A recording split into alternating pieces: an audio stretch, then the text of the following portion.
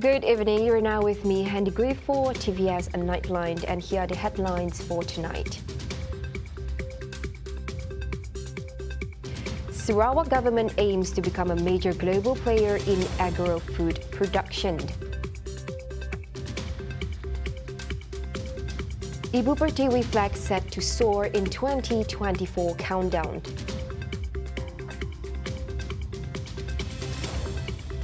Secured national and international events in 2023, another outstanding performance year for Sarawak's business events industry.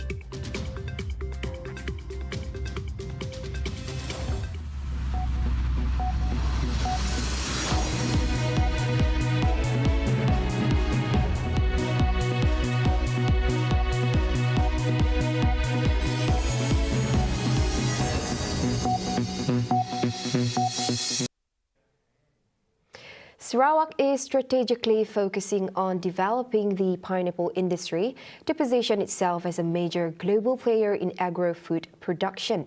The state government aims to achieve this by dedicating 20,000 hectares of land to pineapple plantations by 2030.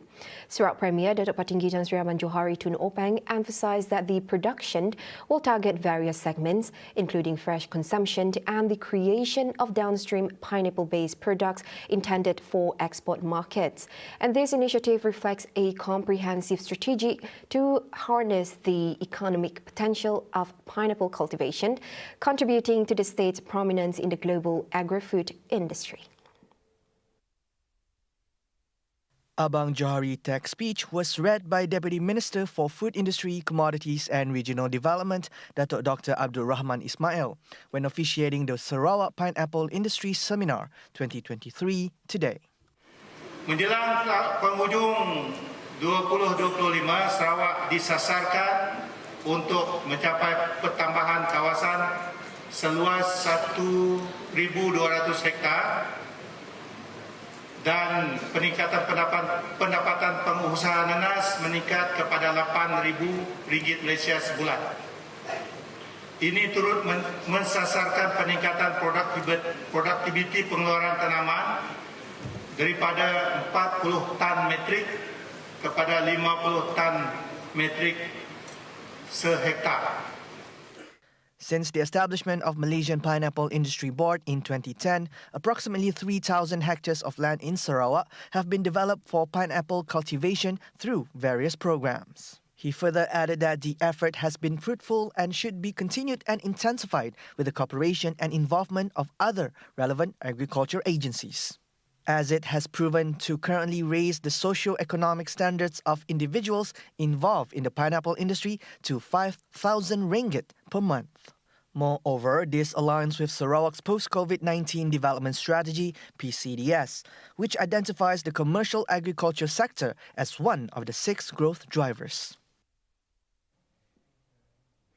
The New Year Countdown 2024 celebration at Waterfront Kuching is set to be historic with the inauguration of Southeast Asia's tallest flagpole, Ibu Pertiwi by Sarawak Premier Datuk Tertinggi Tan Sri Rahman Johari Tun Openg.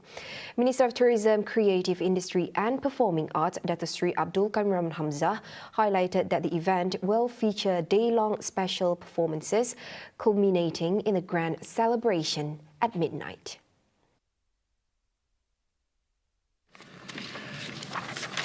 Acara countdown akan diadakan pada tepat jam 12 malam.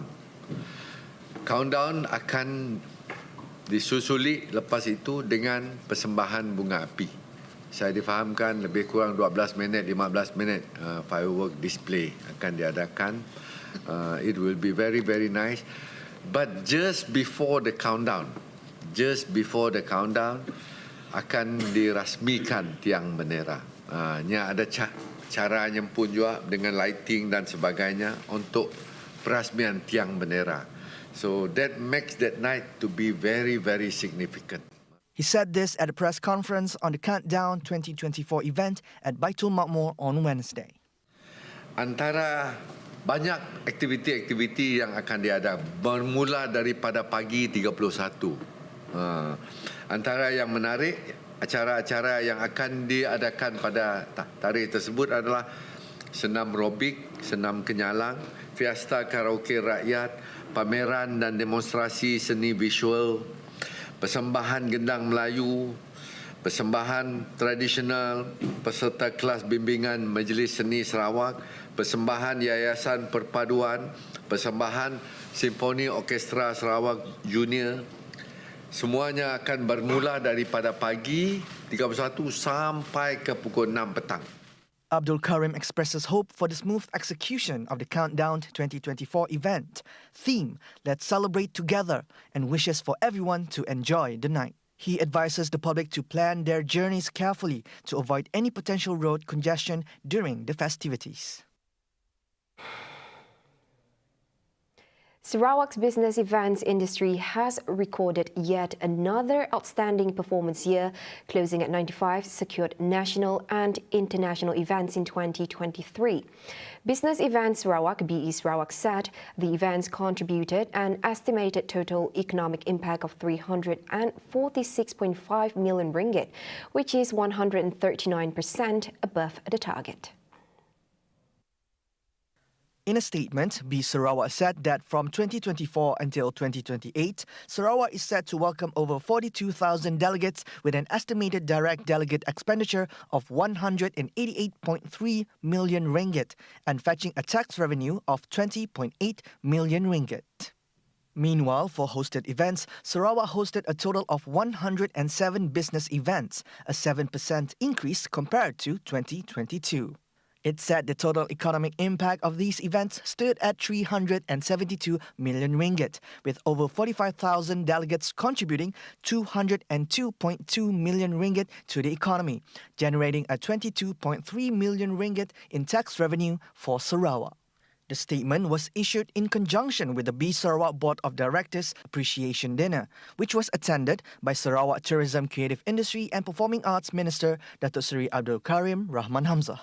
Karim acknowledged these achievements and noted that the increase in delegate arrivals and economic impact is a sure sign that Sarawak is back to its pre-pandemic level. Karim added that the industry should continue to be active in striving for excellence as the Sarawak government had planned to expand the business events infrastructure to secure more events.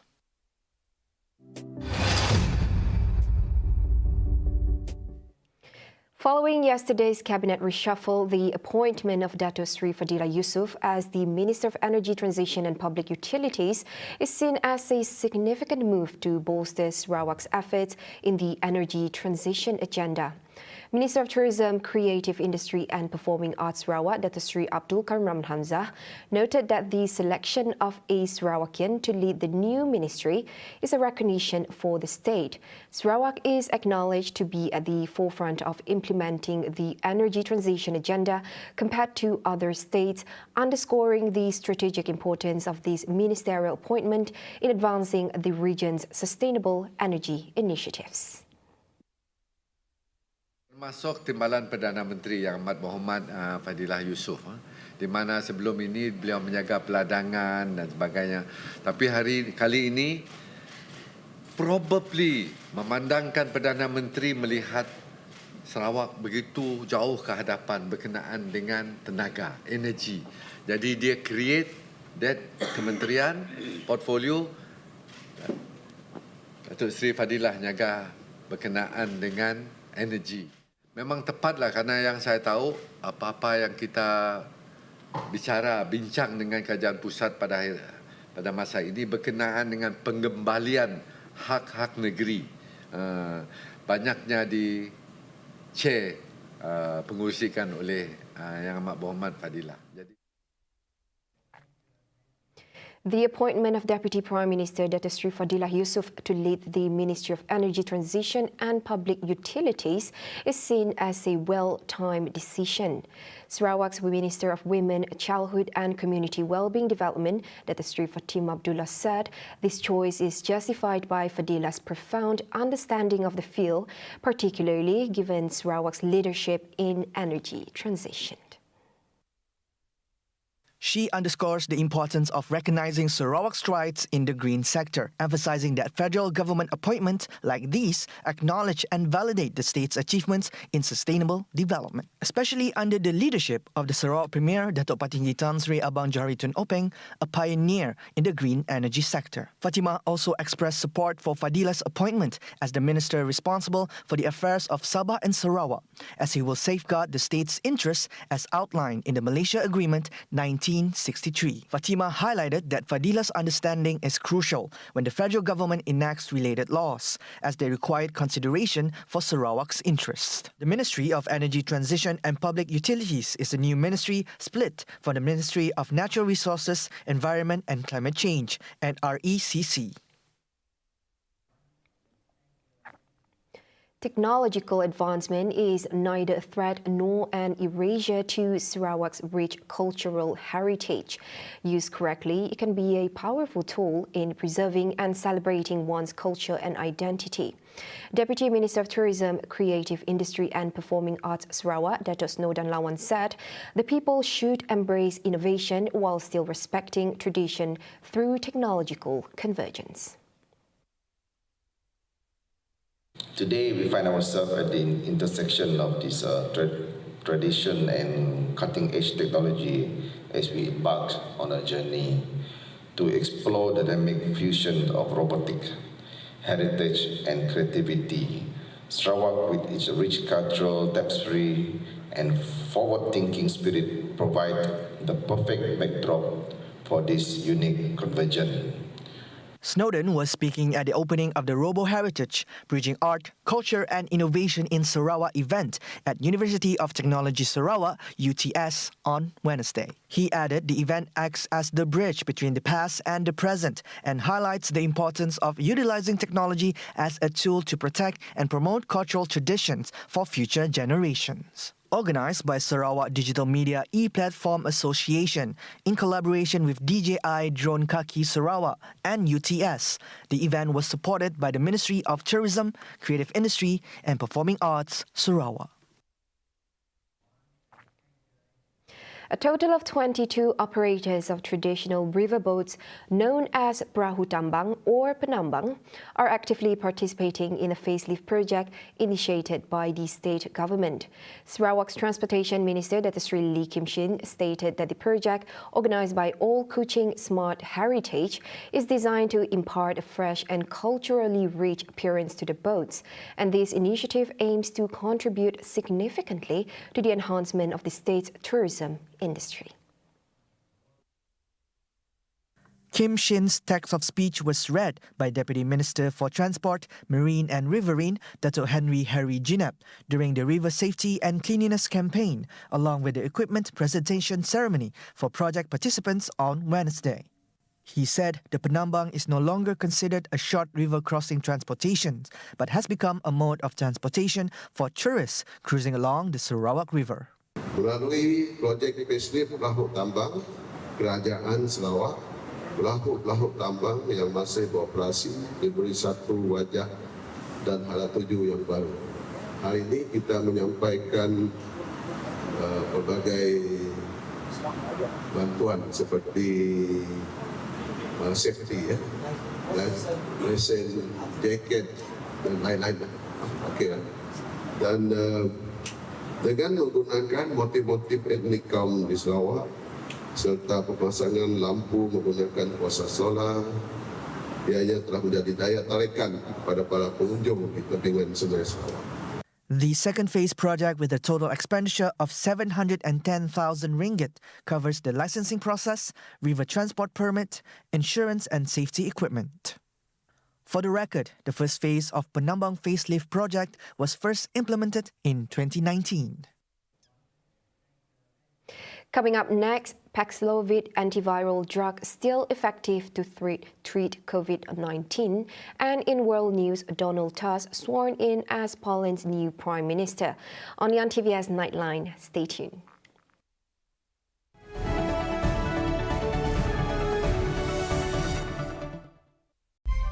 Merry Christmas! What do you think Aggie would wish for?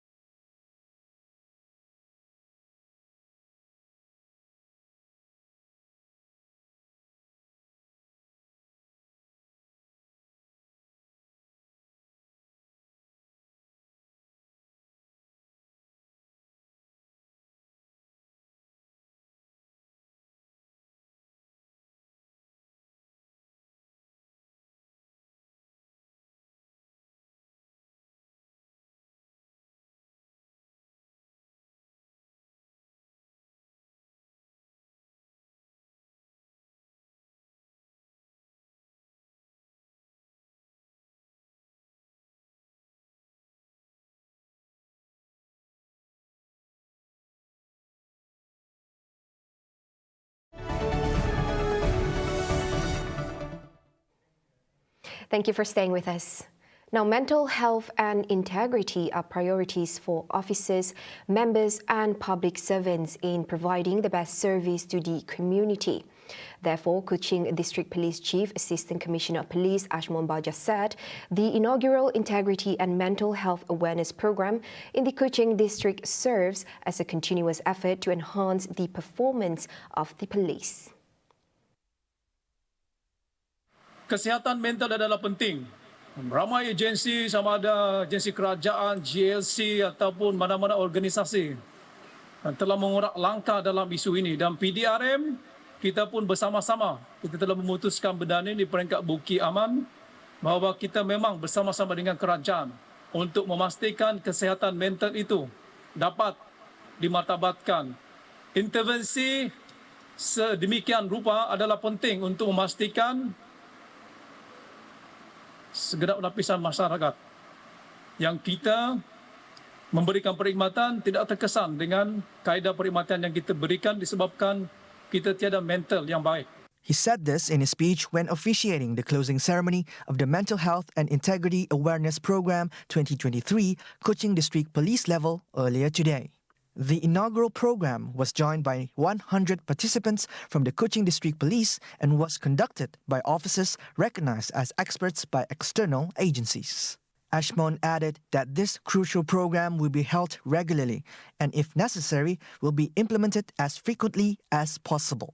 Sekali lagi mengulangi komitmen saya untuk meneruskan program ini dan kita akan rencanakan dengan lebih baik lagi dan akan melibatkan lebih ramai peserta-peserta bagi memastikan tiada di kalangan kita yang tertinggal dalam aspek integriti dan aspek pembangunan mental yang sememangnya penting. A total of 25 officers from the Kuching District Police have been subjected to disciplinary action for various offences in the year 2022, while 3 officers have been dismissed from service during the period of 2021 to 2023. According to Kuching District Police Chief ACP Ashmon Baja, although the figure represents a small percentage, namely 2.3% of the total manpower of the Kuching Police, the force shall not compromise to ensure integrity in their service. He explained that among the 25 officers, 4 were senior officers, 20 were officers of various ranks, and 1 was a civil servant. Dan daripada jumlah 25 orang yang saya sebutkan tadi itu, 4 terlibat dengan rasuah. Ditangkap dan kita siasat bersama-sama. 4 lagi terlibat dengan pelbagai jenis jenayah. Termasuk jenayah berbentuk narkotik, terlibat. 6 terlibat dengan pelbagai kesalahan. Pelbagai kesalahan ini termasuklah syariah, termasuklah perkara-perkara yang lain. Kita siasat. Additionally, a total of 133 officers have been met with a disciplinary action for misconduct, such as violating SOPs and disciplinary problems while on duty. Saya sendiri sebagai Ketua Polis Daerah Kuching tegas, saya tidak mahu ada pegawai saya yang terlibat dengan perkara-perkara yang sedemikian. Walaupun jumlah kecil tetapi itu adalah penting. Sebelum penyakit ini menjadi lebih parah dan menghancurkan PDRM Kuching dan akhirnya mengecewakan masyarakat yang mendambahkan yang memerlukan perkhidmatan daripada kami.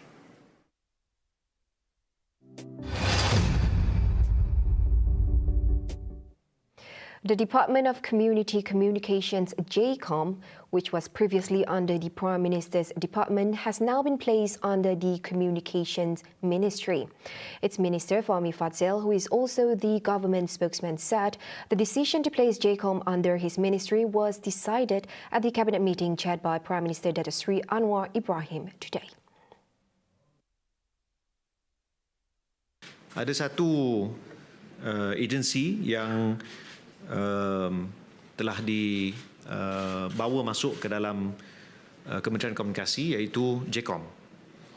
Jadi sekarang JCOM berada di bawah jagaan Kementerian Komunikasi. Antara agensi yang kekal bersama kementerian ialah bernama Institut Penyiaran dan Penerangan Tun Abdul Razak IPTA, Jabatan Penerangan Japan, Jabatan Penyiaran termasuk RTM, FINAS, MCMC dan My Creative Ventures.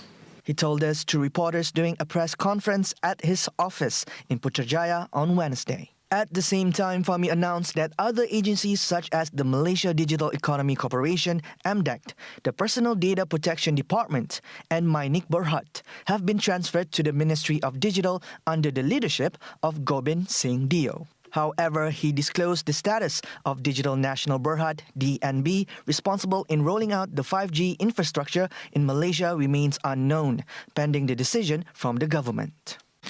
Manakala Digital National Berhad masih ada perbincangan dan akan diputuskan kemudian. The Paxlovid antiviral drug treatment is still effective despite the emergence of a new COVID-19 variant. Health Director General Dr. Muhammad Razi Abu Hassan said the antiviral treatment can still reduce the COVID-19 symptom and prevent it from worsening. Dr. Muhammad Razi in a statement today said high-risk COVID-19 patients, namely those aged 60 and above with low immunity levels as well as have any type of comorbidity or obesity, are recommended to be administered with the Paxlovid antiviral drug. Dr. Muhammad Razi addressed a perception that the drug Paxlovid is not effective in treating COVID-19 patients. He suggested that this perception might arise from the drug being used by individuals not at risk. He also mentioned that delays in receiving treatment and interaction with other medications, particularly those taken for chronic diseases, could contribute to the perception of the drug's ineffectiveness in certain cases.